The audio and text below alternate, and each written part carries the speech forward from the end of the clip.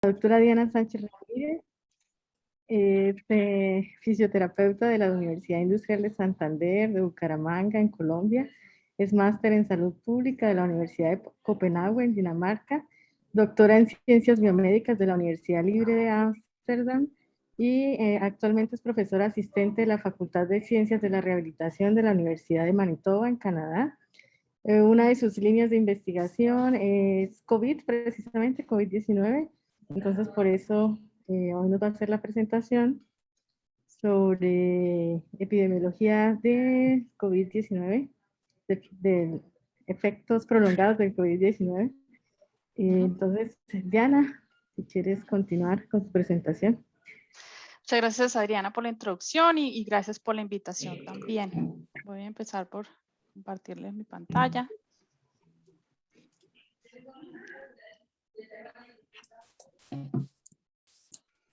Bueno, y como tenemos un grupo pequeñito, pues mejor porque es así como más informal y más cercana a la presentación. Entonces, como ya mi colega Adriana mencionó, voy a hablar acerca de la epidemiología en las secuelas del post-COVID-19. Pues ya Adriana me presentó, pero mi nombre es Diana Sánchez. Trabajo en la Universidad de Manitoba. Tengo experiencia en diferentes tipos de investigación y en la actualidad estoy trabajando sobre todo en la parte de enfermedades respiratorias crónicas y pacientes post-COVID, from diferentes perspectivas o diferentes abordajes, incluyendo epidemiología hasta la parte de rehabilitación.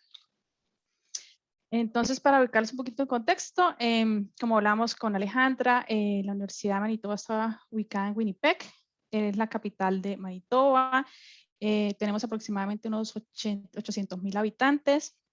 Es una ciudad muy agradable, multicultural, diversa y también con clima extremo, como lo estábamos mencionando antes de empezar la reunión. No tengo ningún conflicto de interés que mencionar y este es el outline de mi presentación el día de hoy. Vamos a hacer una pequeña introducción. Vamos a hablar acerca de las secuelas más comunes en el síndrome post-COVID. Vamos a tocar un poquito el tema de las vacunas y al final vamos a explorar son posibilidades de futuras necesidades en la investigación.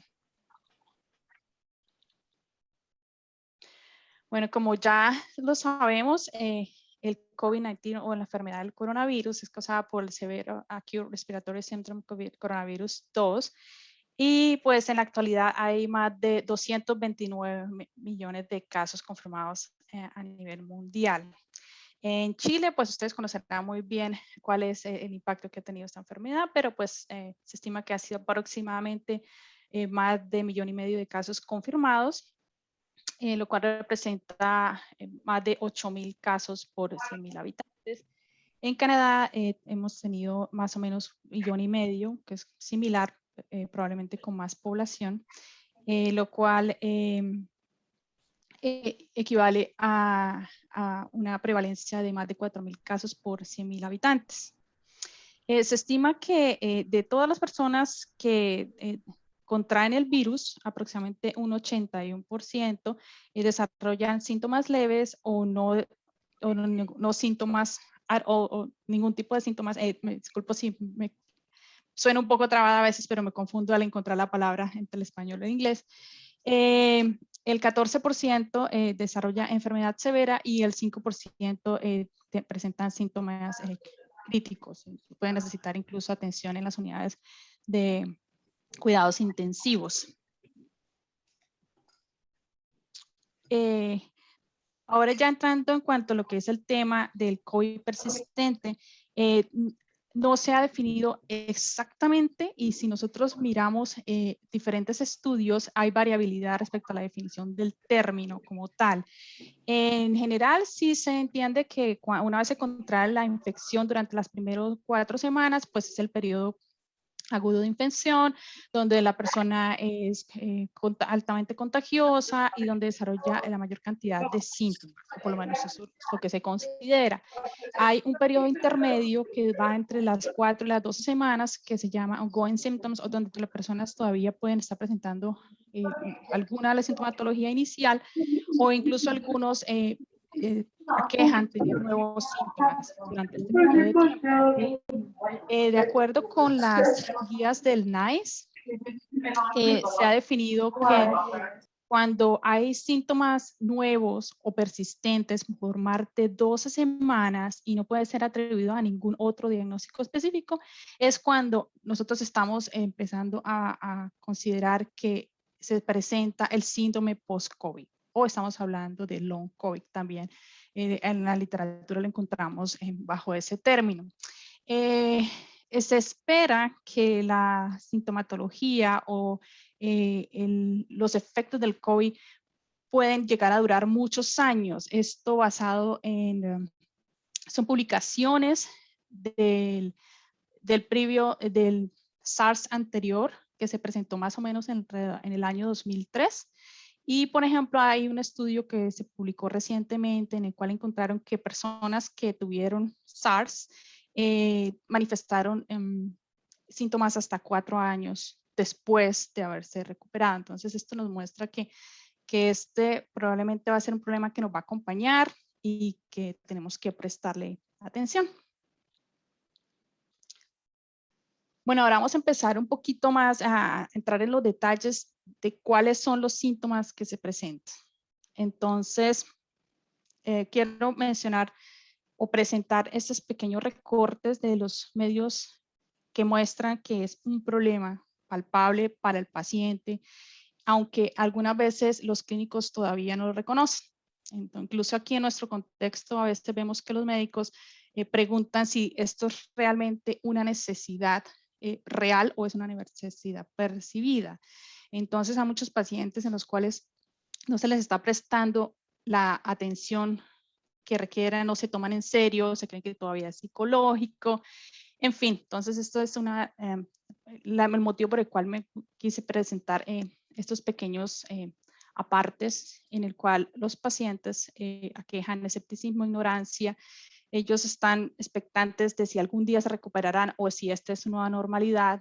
Como los jóvenes también están afectados, no es solamente a las personas mayores, y algunos lo definen incluso como es una tortura. Bueno, mirando a la prevalencia del COVID persistente, todavía como muchas cosas del post-COVID está por definir. Y como sabemos, precisamente no se han diagnosticado muchos de los casos.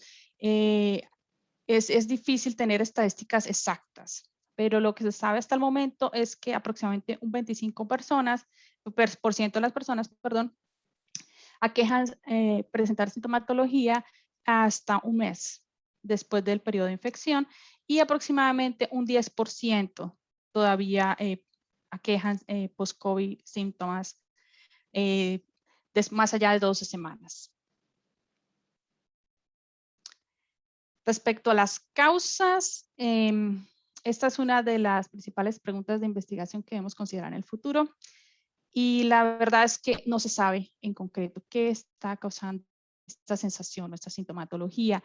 Se cree que, aunque sea una parte de ellas, es debido a un daño permanente en los órganos, porque si vemos nosotros en la literatura, se ha encontrado que las personas que sufren COVID tienen problemas, daño en el tejido del pulmón, de los riñones, del corazón, o sea, puede ser un daño a diferentes partes del cuerpo y eso pues obviamente puede llevar a que las personas tengan estos síntomas persistentes. Aquí quiero mencionar un estudio que nosotros presentamos y publicamos hace poco. Fue una revisión sistemática y con metaanálisis, y uno de los aspectos que miramos fue a la prevalencia de anormalidades en el pulmón y anormalidades en la función pulmonar.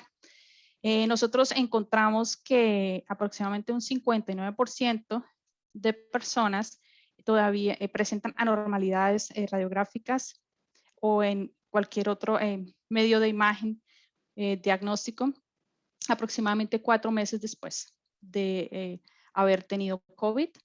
Y también encontramos que un 39% de los pacientes tienen anormalidades en la de función pulmonar, más o menos 3 meses y medio después del periodo de infección. Entonces, esto se alinea con la parte que indica que una de las causas puede ser debida a daños en el tejido. Otra potencial causa puede ser es conocido como el síndrome post-cuidados intensivos. Entonces, esto pues obviamente son las personas que necesitaron este tipo de atención médica, y este síndrome se caracteriza por debilidad muscular, por inmovilidad, deterioro cognitivo, por sedación, depresión, síndrome de estrés postraumático. Otra causa puede ser fatiga postviral, que ha sido identificada en otras enfermedades causadas por virus. Otra potencial causa es una respuesta exacerbada del sistema inmune. Y también pueden ser otras causas potenciales. Algunos estudios incluso sugieren que puede ser una reactivación del virus, puede ser una reinfección del paciente, o que estos síntomas pueden deberse a un desacondicionamiento físico, a estrés postraumático, o simplemente a secuelas mentales. Bueno, vamos a mirar quiénes experimentan COVID persistente. En un principio se creía que está directamente relacionado con la severidad de la enfermedad en la etapa aguda. Pero recientes estudios sugieren que incluso personas que no tuvieron síntomas durante su periodo de infección desarrollaron el síndrome post-COVID eventualmente y aquejaron tener síntomas después de un periodo de tiempo. Esta información es de un estudio largo que incluyó más o menos unos 2 millones de personas en Estados Unidos, y ellos utilizaron las reclamaciones al seguro. Entonces encontraron que personas que estuvieron en el hospital durante el periodo de infección reportaron tener un 50% de esas personas tuvieron síntomas persistentes. Personas que no estuvieron hospitalizadas, pero sí tuvieron síntomas durante el periodo agudo, tuvieron unos 28% aproximadamente de COVID persistente, y personas sin síntomas durante la etapa aguda desarrollaron aproximadamente un 18% de personas desarrollaron COVID persistente. También se ha sugerido que aunque personas jóvenes pueden tener COVID persistente, principalmente se presentan en personas mayores, en mujeres, en personas que tenían comorbilidades antes, o comorbilidades preexistentes, especialmente asma, diabetes o enfermedad cardíaca, y también las personas que tenían un mayor número de síntomas durante la primera semana COVID son las que tienen mayor probabilidad de tener COVID, en el long efecto de COVID a largo plazo. Entonces, por ejemplo, en este estudio, ellos muestran cómo el número de síntomas durante la primera semana se asocia con la presencia de más síntomas alrededor de 7 meses. Entonces, las personas que tenían alrededor de 11 síntomas en la primera semana, vemos que en una media entre los 6 y 7 meses, más o menos, ya no refieren síntomas, o ya se sienten, los síntomas desaparecen. En cambio, las personas que tenían un promedio de 13 síntomas durante la primera semana, vemos que alrededor de los 2 meses, en media, el número de síntomas incrementó, y alrededor de los 7 meses aún reportan aproximadamente unos 14 síntomas. Bueno, esta información es también del estudio que les mencioné que publicamos nosotros recientemente, la revisión sistemática con el metaanálisis, y acá nosotros miramos algunos de los síntomas persistentes. Entonces, en nuestro estudio encontramos que aproximadamente un 38% de pacientes refieren tener fatiga 4 meses después del periodo de haber tenido COVID. 32% todavía se quejan de dificultad respiratoria o disnea. 16% tienen dolor en el pecho. 13% todavía tiene tos, y aproximadamente un 12% tiene secreciones. Ahora voy a mencionar este estudio que me parece uno de los más detallados respecto a que cubre una cantidad de síntomas post-COVID, y hicieron un seguimiento o recoge información por 7 meses. Entonces, uno de los periodos más largos en los cuales también podemos encontrar en la literatura que está publicada. Este estudio incluyó 3.762 pacientes de 56 países. Entonces, ellos lo que hicieron fue recolectar datos a través de una aplicación. Y como ya sabemos, pues, de pronto, hasta cierto punto, hay algo de sesgo, porque son las personas que tuvieron COVID y siguen teniendo problemas, son las que están en las redes buscando medios para ayudarse, información, y son los que son más dados a llenar este tipo de encuestas, comparado con personas que tuvieron COVID y se recuperaron y pues volvieron a su vida normal. Entonces, estas personas tienen menos probabilidad de participar en estos estudios. Bueno, en este estudio ellos encontraron que los pacientes pueden referir hasta 203 síntomas. Y ellos los agruparon en estas categorías que vemos acá: el sistema pulmonar, sistémico, cardiovascular, musculoesquelético, integumentario, digestivo, cabeza y cuello, reproductivo, genitourinario, inmune y neuropsiquiátrico. Entonces vamos a mirar algunos de los principales síntomas en algunas de estos grupos. Tampoco vamos a mirarlos todos porque pues, son 203, es demasiado. Bueno, como trabajo en el área cardiorrespiratoria, entonces es uno de mis principales grupos de interés. Entonces, vamos a empezar por el sistema pulmonar respiratorio. Entonces, voy a explicar las gráficas que voy a presentar en diferentes slides. Vemos acá el síntoma y acá vemos el porcentaje de pacientes de los más de 3.000 que participaron en el estudio que reportaron tener el síntoma. Y en esta gráfica vemos tiempo en semanas, desde la semana 0 hasta la semana 28, y la probabilidad de desarrollar el síntoma. Entonces aquí vemos cuáles síntomas persisten con el paso del tiempo, que son los que definiremos como el post-COVID syndrome al pasar la 12ª semana. Bueno, entonces en esta gráfica vemos que los pacientes todavía refieren sentirse cortos de respiración, tienen tos seca y tienen dificultad para respirar, aunque la saturación de oxígeno esté normal. A nivel sistémico vemos que los problemas más grandes que presentan es sentir fatiga y also presentan algo conocido como malestar post-esfuerzo. Esto es muy, muy importante porque va a limitar la capacidad de los pacientes de participar en programas de rehabilitación. Entonces vamos a mirar un poquito más qué es esto. Entonces, el malestar post-esfuerzo normalmente es la fatiga o la sensación que experimentan los pacientes después de una carga, un gasto energético, bien sea por actividad física o por actividad mental. Entonces se cree que estas personas posterior a la actividad presentan esta sensación de fatiga generalizada, incluso a veces presentan una exacerbación de diferentes síntomas y puede estar presente por un largo periodo de tiempo.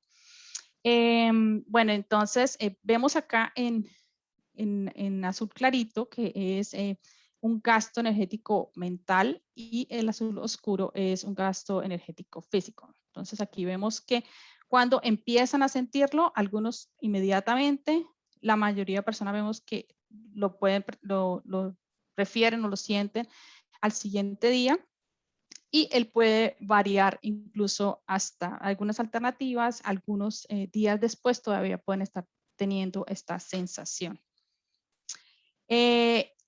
Quisiera mencionar algo importante que vemos al hablar con pacientes, con profesionales que están envueltos en el área de rehabilitación, y ellos mencionan cómo actividad física puede ser una actividad muy sencilla para este tipo de pacientes.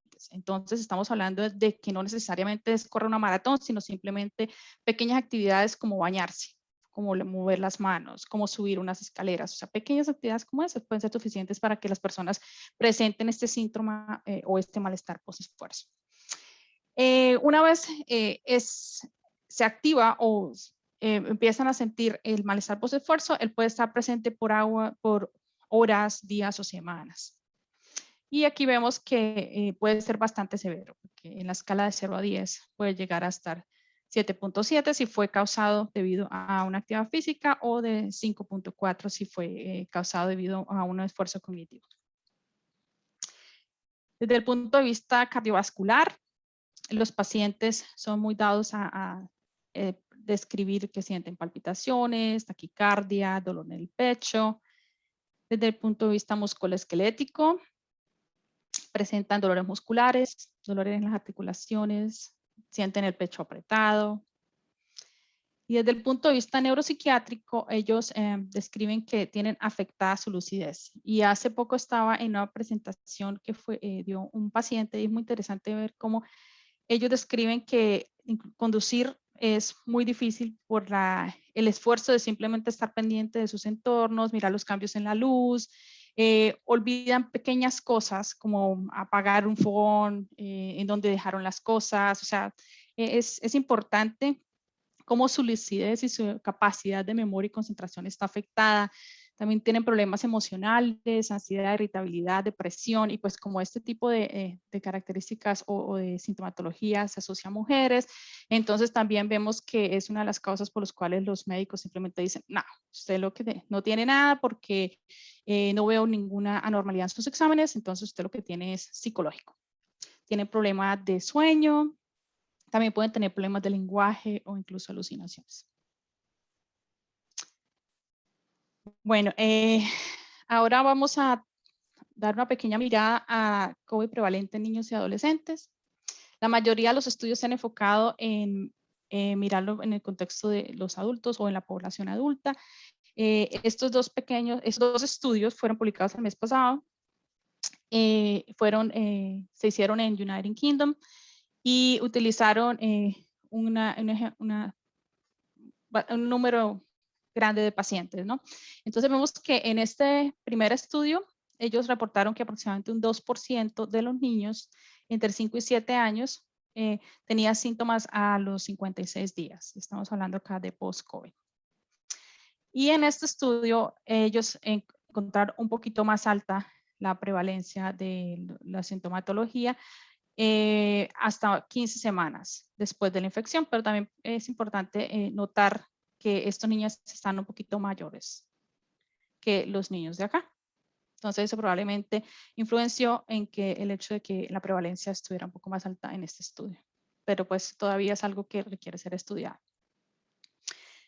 Bueno, vamos a mirar un poquitito lo que es el impacto del COVID en la presencia de actividades de la vida diaria. Nosotros hicimos una revisión de la literatura y encontramos que las personas expresan o manifiestan tener una reducción en las actividades de la vida diaria debido a todo lo que ya mencionamos de la sintomatología persistente, y los grupos más afectados son adultos mayores, personas que presentaron un cuadro más complicado durante la etapa aguda de la infección, como por ejemplo que estuvieron en cuidados intensivos, que requirieron ventilación mecánica. Nuevamente, refiriéndome al estudio que publicamos, nosotros también miramos la capacidad funcional, la calidad de vida y la habilidad de retornar al trabajo. Y encontramos que un 36% de las personas expresaron tener dificultad en su capacidad funcional. Un 52%, pues bastante elevado, expresó tener disminuida su calidad de vida, y un 20% de personas todavía no habían regresado al trabajo o requerían alguna modificación de su trabajo alrededor de 3 meses después de haber tenido el virus.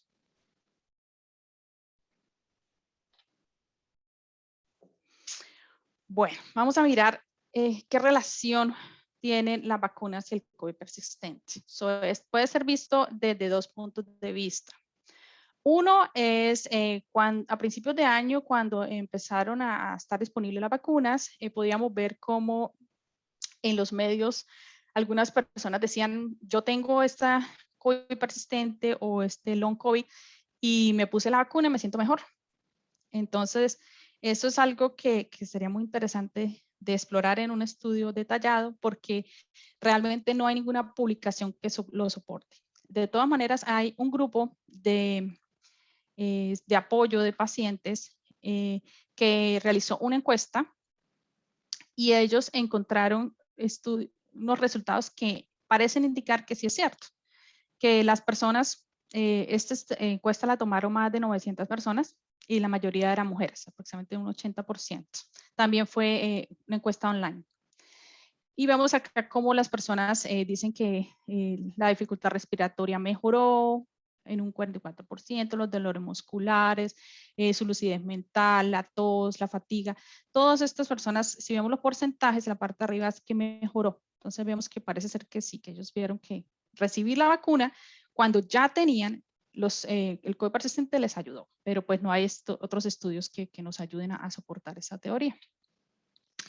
También puede ser visto desde el otro punto de vista. ¿Qué pasa cuando yo me pongo la vacuna, después me da COVID? ¿Qué posibilidades hay de que me den COVID persistente o no? Este estudio fue publicado a principios de este año. Ellos encontraron que ellos incluyeron una muestra de 1.2 millones de pacientes o personas que se vacunaron y encontraron que la vacuna disminuye la posibilidad de desarrollar COVID persistente en un alto porcentaje.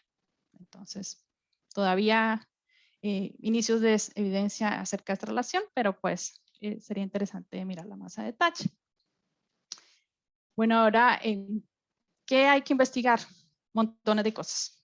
Todavía la evidencia respecto al COVID, al post-COVID y todas las cosas relacionadas está constantemente evolucionando. Hay constantemente, son estudios que contradicen otros o que apoyan nuevas ideas, pero en general yo creo que es muy importante realizar estudios que faciliten la identificación y caracterización de todas las características clínicas, serológicas, radiográficas y epidemiológicas de pacientes con COVID durante las diferentes etapas, durante la etapa aguda, subaguda y crónica. Porque si nosotros podemos identificar y hacer esa caracterización, eso nos va a ayudar realmente a poder identificar cuáles son las causas de estos síntomas que nos está dando. Y pues obviamente es el primer paso antes de poder tratarlas. Es importante que miremos también en detalle cuál es la relación entre COVID o long COVID y vacunas. Como vemos ahorita, algo que se viene es la vacunación para niños. Entonces, por lo menos aquí en Canadá, parece ser que ya está cerca a aprobar. Vamos a ver qué pasa, pero es todavía un campo desconocido para todos. Y bueno, tenemos que estudiar mucho más acerca de cuáles son las intervenciones idóneas o óptimas para dar un manejo apropiado y un tratamiento apropiado a personas que están presentando este síndrome post-COVID. Nosotros en la actualidad estamos haciendo un estudio largo para mirar los efectos a largo plazo del COVID y vamos a utilizar registros provinciales en más de 59,000 casos que hemos tenido acá en Manitoba. Y pues la ventaja es el poder acceder a todos estos registros médicos y poder mirar las diferentes variables, cuáles son los factores de riesgo, cuál es el impacto que está teniendo esto, digamos, en el uso de los servicios de salud.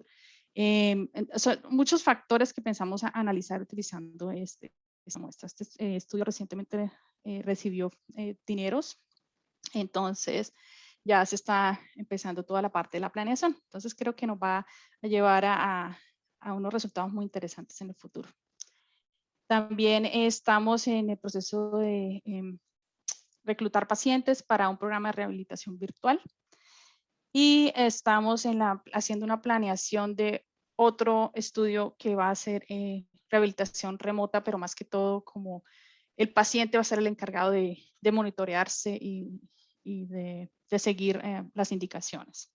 Esto con el objetivo de, considerando la alta prevalencia del post-COVID, no hay ningún sistema de salud que pueda realmente cubrir la necesidad de esta población. Entonces creemos que es importante mirar cómo les facilitamos a los pacientes, les dirigimos en la distancia su proceso de rehabilitación, pero que realmente ellos sean los autores principales y así podamos llegar a más personas. Y también queremos mirar cuál es la asociación entre actividad física y la exacerbación de los síntomas, porque eso es una de las principales limitaciones que tenemos para poder prescribir rehabilitación en este grupo de pacientes. Entonces, pues, esto es el tema que les quería presentar en el día de hoy. Nuevamente, como ya lo mencioné, todavía hay montones de cosas por descubrir, por entender, y es fundamental que realicemos muchos estudios para tratar de descifrar los detalles de post-COVID síndrome y poder ayudar a esas personas en su proceso de recuperación. Entonces, si hay alguna pregunta, estaré encantada de resolver. Gracias por su atención.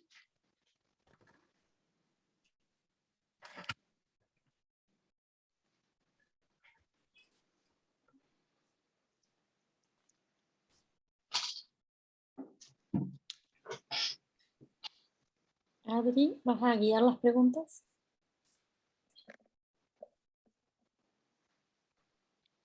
¿No? ¿Lo hago yo? ¿Alguien quiere preguntar algo? ¿Tienen alguna pregunta? Estaba en silencio.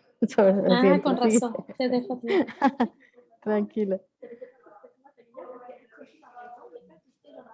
Yo tengo una pregunta sobre el estudio que van a hacer, el nuevo, con registros administrativos. Esa base de datos de dónde es, ¿es de la región?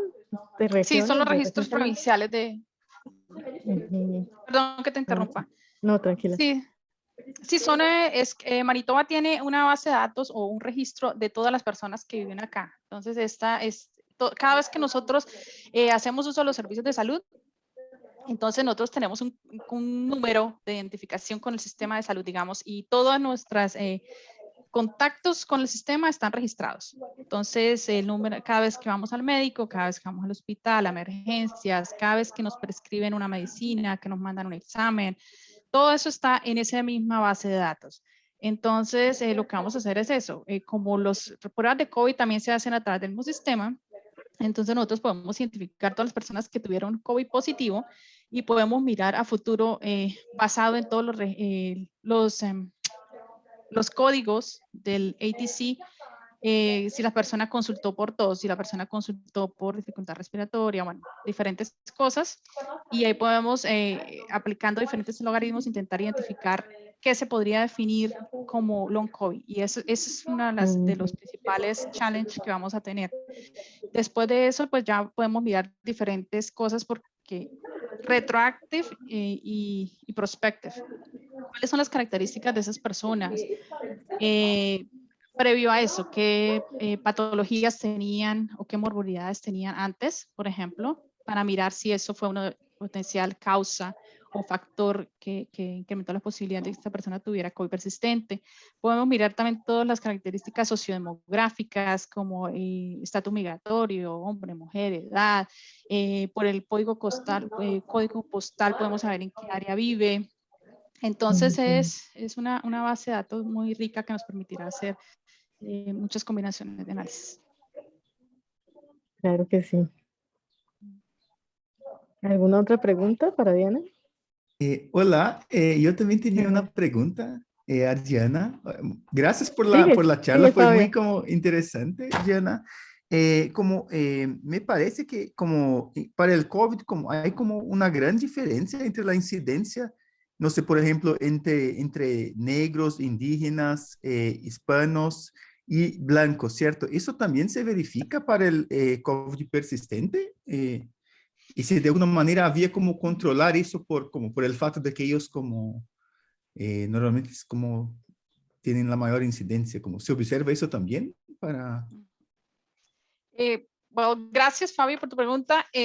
La verdad, hasta donde sé, no se ha publicado esa diferenciación respecto al long COVID. Sí sabemos que hay cierta más alta prevalencia de COVID o de infección en algunos grupos étnicos.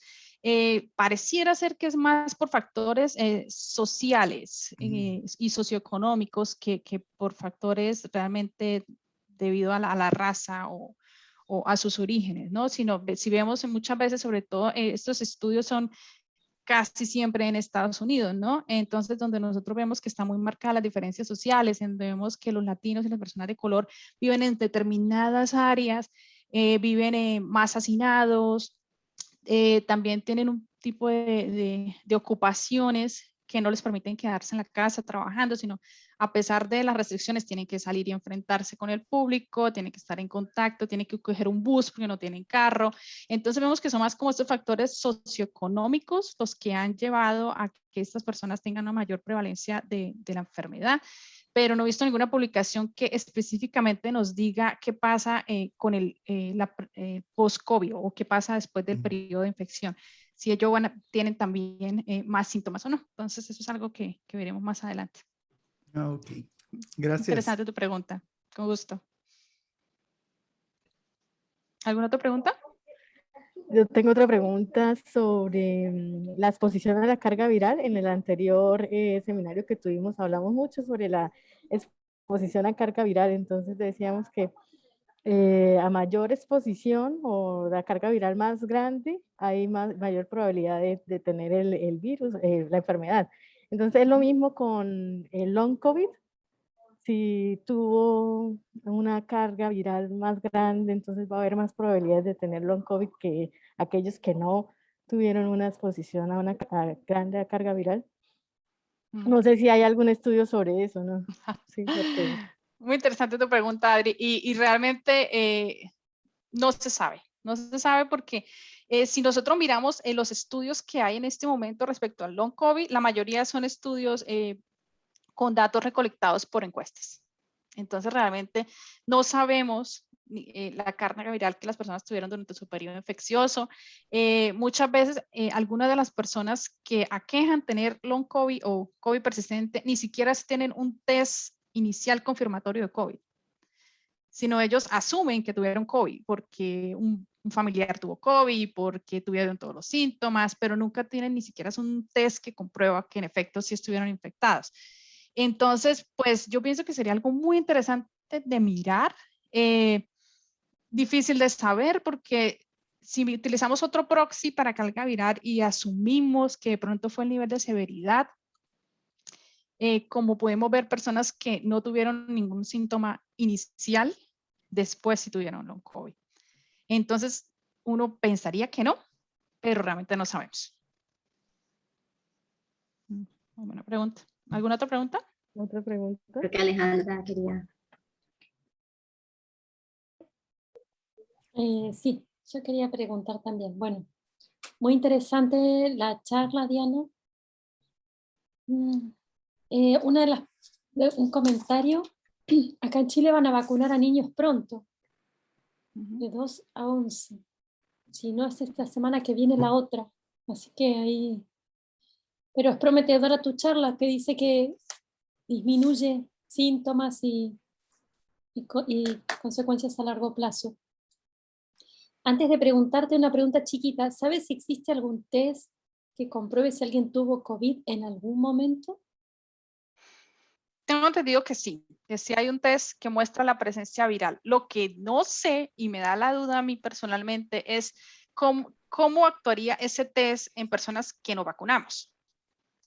Porque yo sí se sabía que incluso aquí en el Canadá hicieron un estudio durante la época del COVID, cuando estábamos encerrados y todo lo demás, en el cual aleatoriamente enviaron unos kits a algunas casas y las personas tenían que mandar un sample, lo regresaban y ellos lo estudiaban y en eso como intentando tener una mejor idea de la prevalencia del COVID, porque pues como ya sabemos está underestimated por los tests. Entonces, hasta ese momento era válido, pero ahorita no sé, porque si de pronto ya nos vacunamos, tenemos anticuerpos, entonces de pronto eso puede afectar la positividad de este test para detectar presencia del virus. Entonces, pero sí lo hay.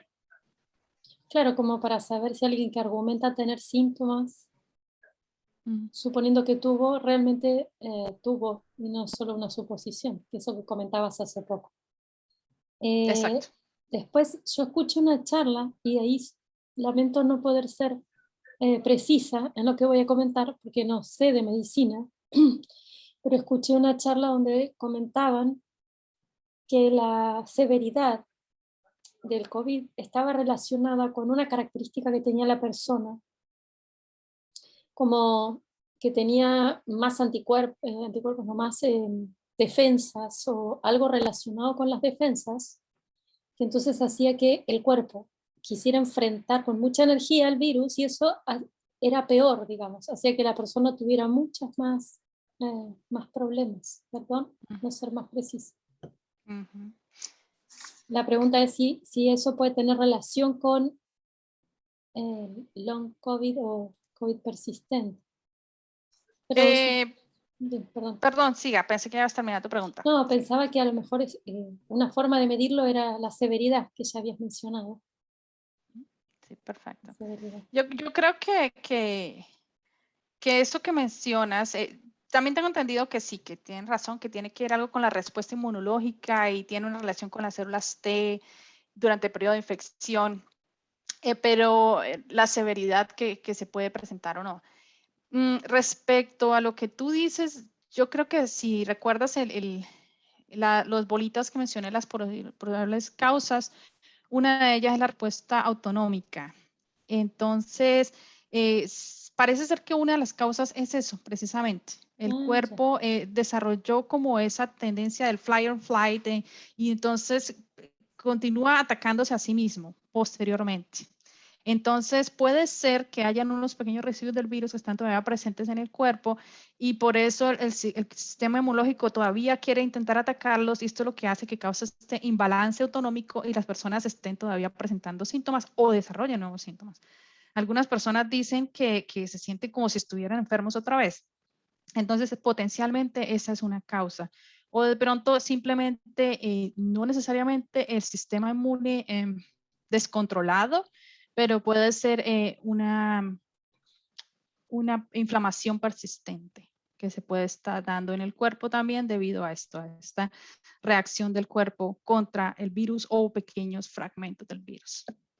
Pero igual todas son hipótesis en este momento. Ok. Respecto de los datos, qué difícil, ¿no es cierto?, tener datos. La pregunta es cómo conseguir datos porque hay datos oficiales, digamos, pero no registran este tipo de variables o las variables que permitirían analizar este tipo de problemas. Más allá del estudio que van a hacer en particular, ¿hay otra manera de obtener datos respecto de esto? O sea, Yo creo que... perdón. ¿Verdad? Yo pienso que obtener datos objetivos siempre es un reto, pero pues lo ideal, sobre todo acá, no podemos decir blanco o negro, usted tuvo o tiene post-COVID, ¿cierto? Ahorita creo que se está considerando la opción de colocar un código dentro del ATC que permite identificar, esta persona está consultando por post-COVID síndrome. Entonces, eso va a facilitar un montón los estudios con datos existentes o con historias clínicas, porque fácilmente se identifica quién es la persona. Ahorita donde estos estadios iniciales vamos a tener ese reto, de identificar combinación de qué con qué, en qué momento nos lleva a identificar esta población. Bueno, creo que hay que hacer estudios clínicos, hay que hacer estudios de cortes, hay que hacer estudios longitudinales y tenemos que involucrar tanto a los pacientes como a los cuidadores y a los clínicos.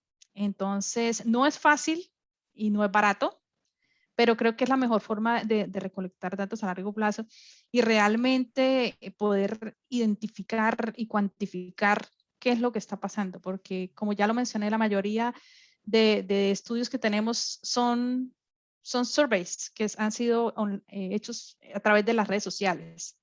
Y está bien porque nos da una idea como un punto inicial, pero no nos da toda la información que necesitamos para realmente buscar soluciones. Claro. Tú también mencionaste que no hay seguro de salud que resista asistir a gente con esta enfermedad de post-COVID, digamos.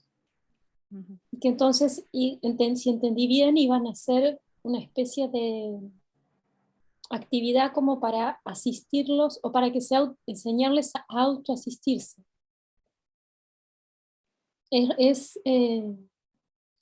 realista? ¿Sirve realmente esa autoasistencia? ¿O se necesita el seguro de salud? Bien. Yo creo que Que necesitamos el sistema de salud como tal, de hecho, seguro que sí, porque como vemos, esta es una enfermedad multisistémica, que no la podemos atacar solamente por un ángulo, no podemos solamente dar una pastilla o qué sé yo, como para hipertensión arterial, pero en cambio acá tenemos afectados diferentes sistemas, la problemática es mucho más compleja. En principio pensamos darle un abordaje como el que se da con los programas de rehabilitación pulmonar, pero ya nos dimos cuenta que no tienen todos los elementos que se necesitan, sobre todo por esa parte que mencioné de fatiga crónica y síndrome y post-exertional malacia. Entonces, o sea, esa sensación que ellos tienen de agotamiento extremo.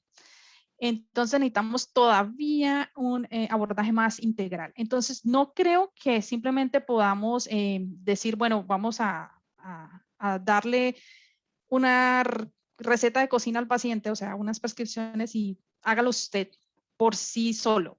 Creo que no, creo que el paciente necesita un acompañamiento, que necesita una intervención multidisciplinaria, pero lo que nosotros queremos hacer ahorita son programas pilotos por ahora, en el cual podemos mirar cómo un componente o algunos componentes de rehabilitación pueden ser dados virtuales o a distancia. Esto para no saturar el sistema, porque no podemos estar diciéndole al paciente, por ejemplo, todos y cada uno venga 2 veces a la semana, porque no hay dónde acomodarlos, ¿cierto? No hay, aparte que nuestro sistema no cubre terapia física, por ejemplo, o no cubre rehabilitación.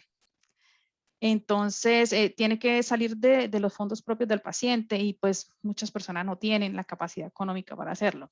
Entonces, mi énfasis es más hacia ese componente de la rehabilitación y pues la idea es que podamos probar si esos componentes pueden ser manejados en la distancia, porque en ese caso podría estar un solo terapeuta, estar dándole apoyo a 12 personas, por ejemplo, ¿cierto? Entonces es mucho más eficiente si nosotros lo miramos como costo-beneficio a largo plazo. Pero no creo que simplemente el paciente pueda manejarse solito desde su casa.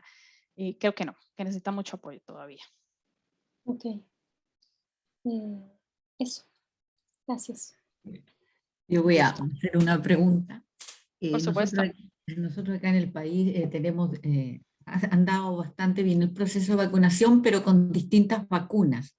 De hecho, ahora estamos con la tercera vacuna y, por ejemplo, uno podía tener las 2 primeras dosis de Sinovac y ahora tiene AstraZeneca, que a veces se llama la segunda, una mezcla. Los estudios que ustedes han hecho respecto a las personas vacunadas, o a lo mejor en Canadá han usado una sola, ¿están relacionadas con el tipo de vacunas que han tenido? Oye, gracias primero que nada por la charla, realmente me gustó muchísimo. No, con mucho gusto. Gracias por tu comentario, tu pregunta. No, nosotros no estamos haciendo estudios específicos a vacunas, pero personalmente pienso que va a haber algo muy interesante en el futuro y es que Canadá tuvo un abordaje diferente a algunos países por el afán de vacunar a todo el mundo. Nos aconsejó que mezcláramos las vacunas y pienso que eso no pasó casi en ninguna parte, sino aquí en Canadá. O sea, Canadá compró muchas vacunas, pero pues se dieron una cantidad de procesos que demoraron la entrega. Y ellos obviamente querían, bueno, vacunemos a todo el mundo lo más rápido posible. Entonces, la mayoría de personas, sobre todo Pfizer, se demoró en un periodo, en julio, demoró varios millones de vacunas por un tiempo. Entonces, Canadá dijo, no, pónganse cualquier otra, pero pónganse. Entonces tenemos como 1.200.000, 1.300.000 de personas que tenemos mezcla entre Moderna, Pfizer. Y dicen, no, es lo mismo. Ya veremos si es lo mismo o no.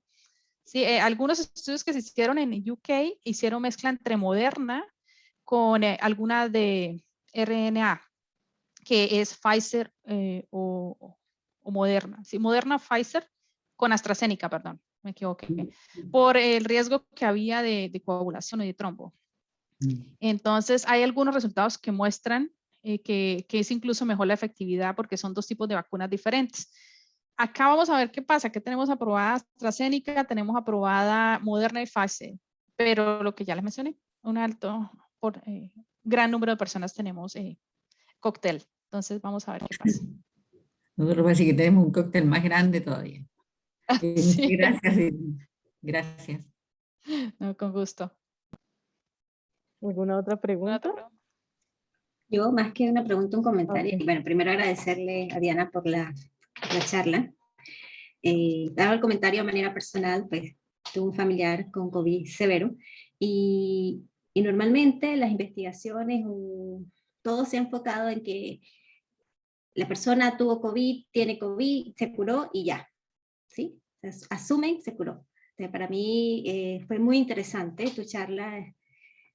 Nunca había escuchado hablar de long COVID, pero sí lo estoy viviendo y todo depende también del sistema de salud. O sea, por ejemplo, en Colombia el sistema de salud es un tanto, decir la palabra paupérrimo, o sea, el sistema de salud cubre ciertas cosas, pero la recuperación del paciente cuando sale de la clínica ya es costo del paciente. O sea, si el paciente necesita terapia física, o sea, cuando el paciente sale de la clínica, aún saliendo con oxígeno, o sea, saliendo dependiente del oxígeno, el médico dice de alta y la persona está curada, ¿sí? Engañando a los familiares porque hay secuelas, hay consecuencias, y si no hay los recursos, pues la persona puede seguir así hasta tener un peor estado de salud con el tiempo, o tener unas consecuencias más graves con el tiempo. Entonces, como haciendo un poco el enlace con lo que decía Alejandra, o los datos, o sea, si dependemos de los registros de los sistemas de salud, que en su momento en muchos países colapsaron con respecto a los sistemas de salud. En muchos países no se registraban, por ejemplo, las radiografías o los TAT o todo lo que se le hacía al paciente mientras estaba hospitalizado, no se registraba en el tiempo oportuno. Hacerle un seguimiento después de la enfermedad, creo que es nulo en la mayoría de los, vamos a decir, las EPS en Colombia, por decir. Entonces, hay muchos pacientes que están en sus casas todavía dependientes del oxígeno, pero sin ningún seguimiento, sin ninguna terapia física, sin ninguna terapia pulmonar. O sea, es un pequeño porcentaje los que sí están, pero por su cuenta propia, por sus propios recursos. Sí. Creo que esa es la realidad de muchos países, no solo latinoamericanos. Eso es cierto. Sí, tienes toda la razón.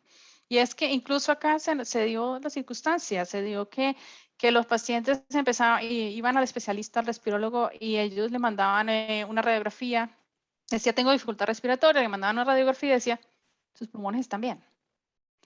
Entonces decía, no, pero no puedo respirar bien. Bueno, vamos a hacer un test de 6 minutos de caminata y vamos a mirarle su saturación está bien. La persona dice, pero no puedo respirar. O sea, yo más de 30 segundos, no puedo. Entonces, esos pacientes son los que empiezan, los médicos simplemente dicen, es psicológico, o sea, no tiene nada. Y entonces, como que los ignoran, no se sienten reconocidos, y para esos pacientes todavía menos posibilidades de ayuda, porque dicen, usted no tiene nada, ¿qué le vamos a tratar? Entonces, ese es el hueco que tenemos en el conocimiento, en el cual tenemos que intentar llenar. ¿Por qué usted está sintiendo esa sensación? ¿Por qué usted no puede respirar? ¿Cómo le podemos ayudar?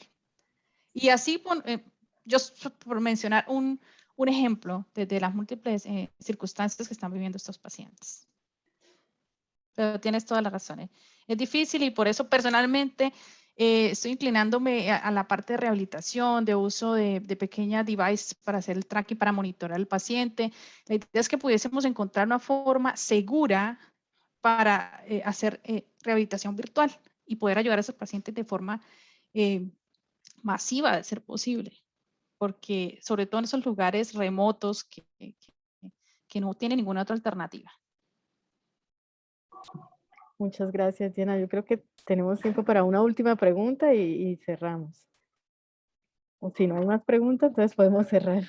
No, esperen. No. Lo que iba a comentar, Diana, es que conozco una persona que trabaja en la universidad que tuvo COVID en marzo o abril del año pasado. Y ahora se agita mucho. O sea, todavía, quiero decir, que tu estudio era de 7 meses. Este señor se va más de 7 meses después de haber tenido COVID y todavía dice que cuando hace un esfuerzo queda. Sí. Así que no sé si como el SARS del 2003, pero No sé si llegará a 4 años, pero por lo menos más de 1. En Sí. algunas personas. Eso es cierto. Desafortunadamente sí. Bueno, un gusto, Diana, muchas gracias. Igualmente. Bueno, entonces Muchísimas ya podemos gracias. cerrar. Muchas gracias, Diana, por su presentación. Espero que nos haya servido a todos el conocimiento y, bueno, las lagunas que hay todavía para nuestro quehacer diario. Sí, en Ok. efecto. Muchas gracias por la Bueno. invitación. Espero que les haya resolvido sus preguntas. Fue un placer acompañarlos. Bueno, Gracias. Que tengan una buena chao, noche. chicos. Hasta luego. Bueno, chao. Gracias. Gracias. Muchas gracias. Chao, un gusto. Chao. Chao.